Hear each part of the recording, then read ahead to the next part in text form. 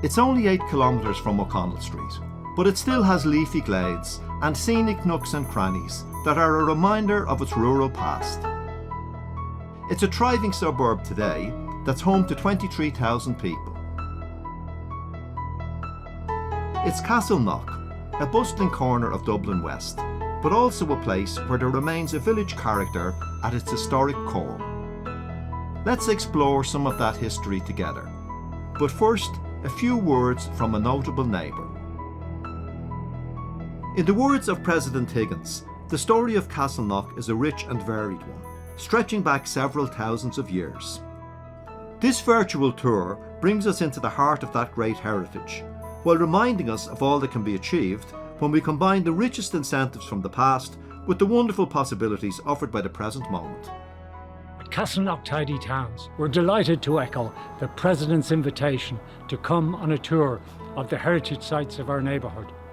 As some of these sites are not usually open to the public, we hope you'll enjoy the tour and learn a little more about the history of Castleknock.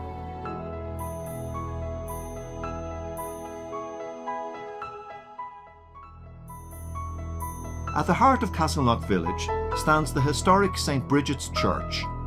Built on the site of an older church, which in turn was built on the site of a medieval Benedictine monastery, it continues a long tradition of worship. Like most kids who grew up in Castleknock, I took my surroundings for granted. It's only now I've come to appreciate the architectural gem that is St. Bridget's Church. The present church was constructed between 1803 and 1810. Evelyn Pender of Castleknock Tidy Towns and a parishioner takes up the story. I'm here now in the best seat in the house. In Victorian times, this pew was reserved for the Viceroy of Ireland and his family. Now he lived down in the Phoenix Park in the Viceregal Lodge, what now is Áras-an-Uachtaráin. So today, this pew is permanently reserved for the serving president, making it a very special seat and a unique feature of this church.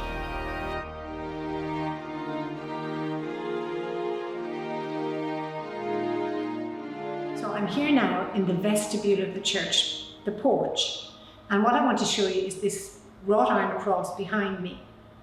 Lots of people will have seen old photographs of St. Bridget's Church, and it seems to have a taller structure on the spire than is there now.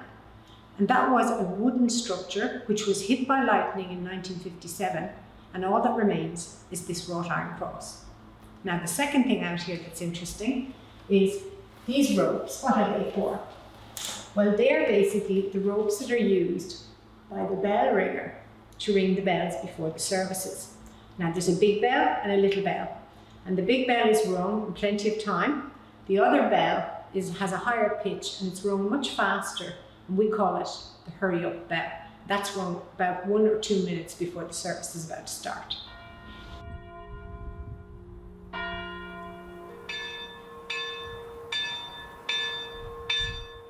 St. Bridget's is a Gothic style church with Greco-Roman influences. Originally, it would have been heated using coal.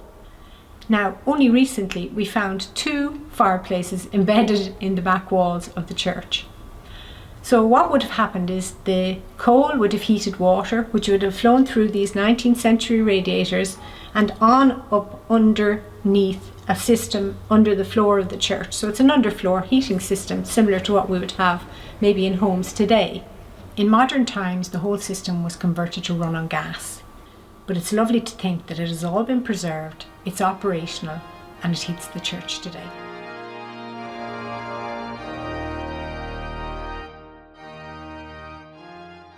Every window in St. Bridget's Church contains stained glass, beautiful stained glass.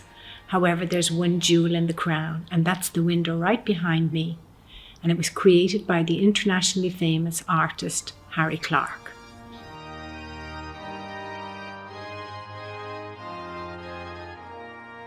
Harry Clarke was born in 1889 and died in 1931, but during his short life he became known as Ireland's greatest stained glass artist, and he was a leading figure in the Irish arts and crafts movement. Harry Clarke's trademarks were deep colours, elongated figures, and deeply expressive eyes, the window depicts 3 saints. From the left, there's St. George, in the centre there's St. Hubert, and on the right you have St. Luke. This particular window was commissioned by the Brooks family of Somerton in 1927, and it cost £270 at that time. Now, today, almost 100 years later, to this church, it's priceless.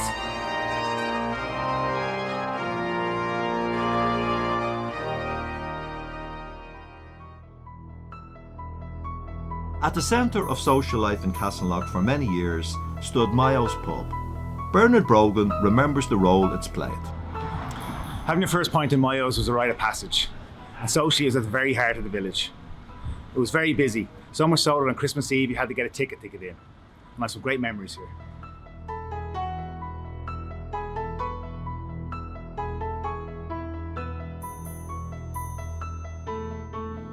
Mayo's used to be a much smaller pub called McKenna's.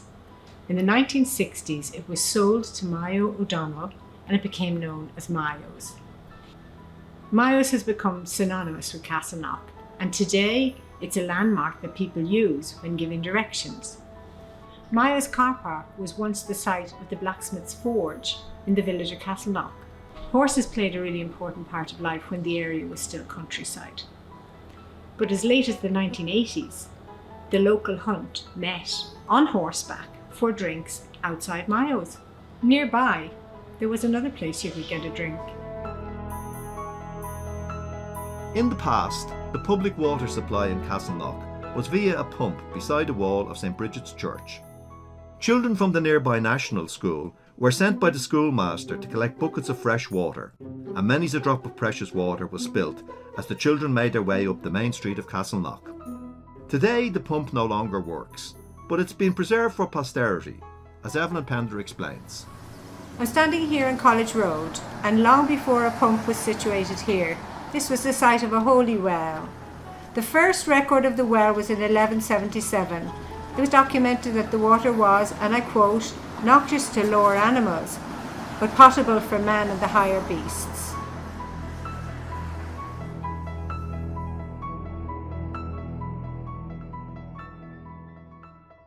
St. Vincent's College has been a feature in the landscape of Castleknock since it opened in 1835. The college lands are private property, but today we've been invited to visit and to explore the site's fascinating past. I'm here in Castleknock College, so let's meet Father Paschal Scallon, the president of the college, who's going to tell us a little bit more about this historic site. This building here that we're standing in front of is largely what was built from around 1850. It took much longer than that to complete all the buildings, obviously, on the campus. But the school is here since 1835. It's the mother house of the Vincentian community in Britain and Ireland. And it's the oldest surviving house in the province. There is another legend about one of the hills here that it is related to the figure of Canucka, a woman in ancient Irish mythology. I don't know too much about her myself, but it's significant that a woman is remembered out of the oral tradition from Irish prehistory and is associated with Castleknock. Another detail in the history of the college is that it's associated with the last stand of the last hiking of Ireland, Rory O'Conor, who contested the site with Hugh Tyrrell, who became the Baron of Castleknock and whose family became associated with the site for centuries afterwards. After hundreds of years, the original castle had fallen into ruin. But in 2021, restoration work began. It's still an atmospheric location with an otherworldly feel, and it's the final resting place too for members of the Vincentian order. While not as old as the castle, the school buildings are atmospheric too. Originally, the school was for boarders, but today the students are day pupils who can avail of the excellent sporting facilities on offer, while the ghosts of players past no doubt hover about the shady byways of the college. When Castleknock was evolving from a village on the outskirts of Dublin to the vibrant suburb that it is today, the old post office was still a focal point in community life. Noëlle Healy recalls those times. Growing up in Castleknock, walking through the main street or on the way to school, I used to pass by this post office and the gorgeous red brick buildings behind me. Little did I know at the time the really rich history behind them. So let's take a moment and learn a bit about that now.